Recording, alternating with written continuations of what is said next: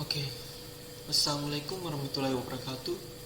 My name is Muhammad Aurel Prawira Akbar.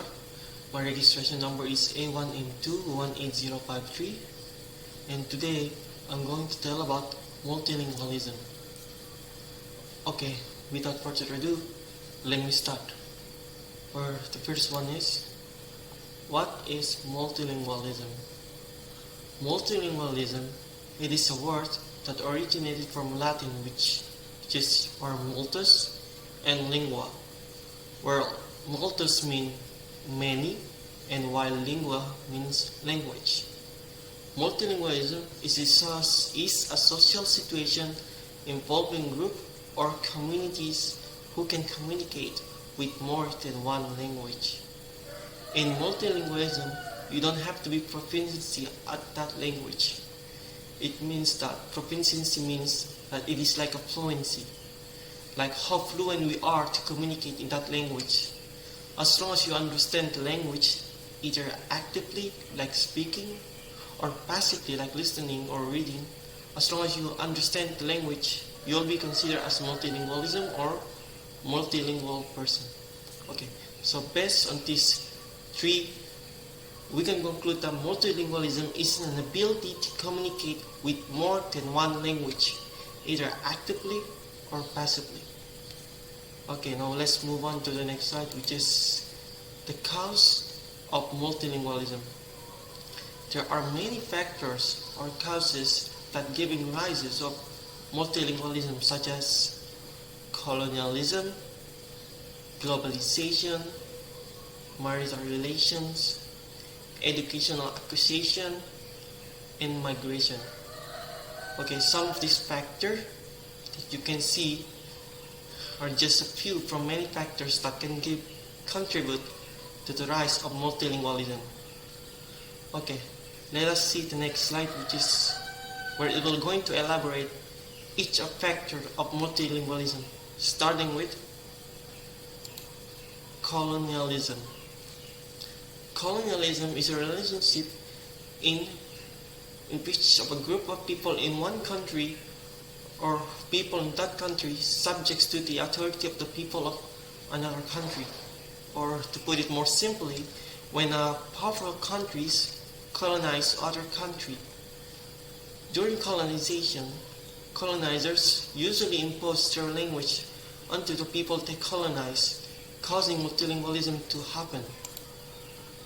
Example of colonialism that giving rise of multilingualism is an Africa colonization of the English language. Okay, back then, the British Empire forced its colony to abandon their own native language. One of their British Empire colony, like back then it is Africa, the British Empire tried to make English become the new official language of Africa. Okay. The next slide is globalization. Globalization is a process of the integration of different cultures, language, organizations, countries from across the world. Due to the increase of globalization, there is an increase in international trade, international political relationship, exchange of art and technology, and intermingling of cultures and ideas. This is leading people to learn foreign language and turn it into multilingual. Example is English language is seen as a great impact of globalization. Okay, if English is a foreign language and not your native language, it is crucial for you to learn it, simply because English has become the role of a language in communication, taking over the leading role in the world of science, technology, business, popular culture, economic, and mass media. Like in business, right now many firms or many companies in the global market such as IBM require employees to learn English. Okay, the next slide where it is also giving the rise of multilingualism is marital relationship. Marital relationship is a marriage. Marriage is a union between two people who wish to live together in harmony. Okay, in marriage, some will want to be married in order to have family together. Some will want to marry in order to live together without a family, or in other words, children. Right now, with the increase in the number of cross-marriage language, one learns the native language of his or her spouse. Spouse is like your partner in marriage, where if it is a man, you call it husband, while if it is a woman, you call it wife.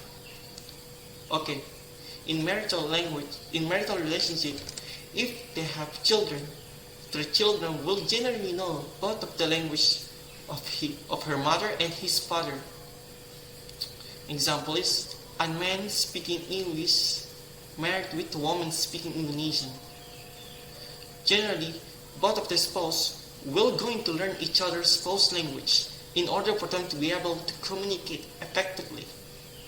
And if they both have children, their children are going to learn the language of his father, which is English, and his mother, which is Indonesian. In addition, their mother could know some regional language like Tulaki and Jawa and teaching it to her children. Okay. The next slide is educational acquisition. Through education, you can obtain or learn a new language at school.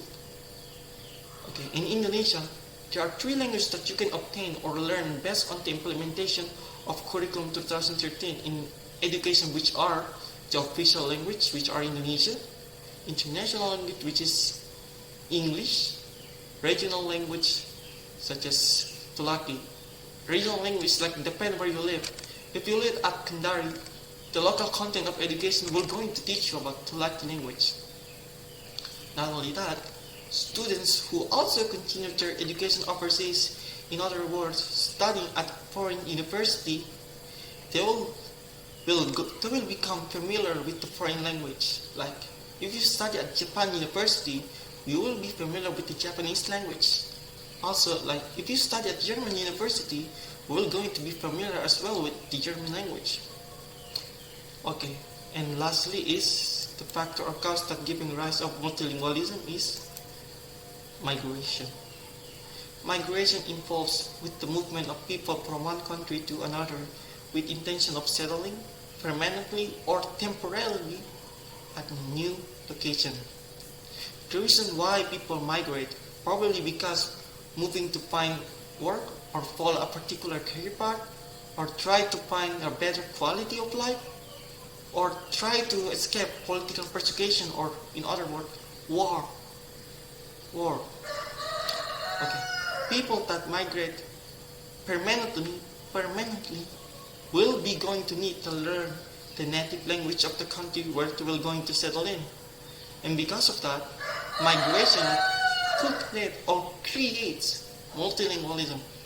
For example, 75.5% in Canada, the majority of the people speak English.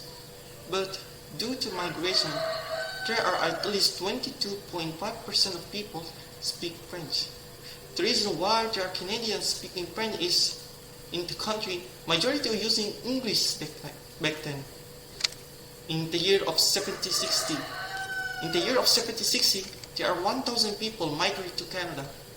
The reason why they came and migrate to Canada is in hope of gaining some social mobility or sheltering themselves from religious persecution and political persecution. Now, as of right now, because of what happened in the year of 1760, the growth of French language in Canada make French language become the second official language. Okay, I think that's all about my presentation regarding about multilingualism. Thank you for listening, and I'm closing this by saying, wabillahi taufiq wal hidayah. Wassalamualaikum warahmatullahi wabarakatuh.